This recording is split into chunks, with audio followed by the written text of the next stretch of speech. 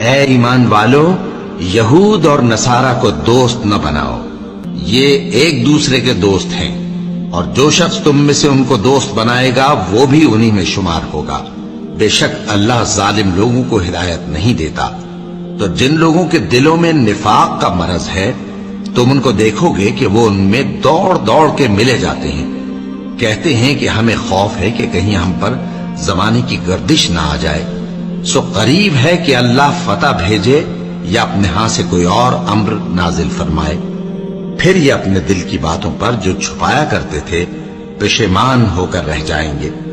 اور اس وقت مسلمان تعجب سے کہیں گے کہ کیا یہ وہی ہیں جو اللہ کی سخت سخت قسمیں کھایا کرتے تھے کہ ہم تمہارے ساتھ ہیں؟ ان کے عمل اکارت گئے سو وہ خسارے میں پڑ گئے۔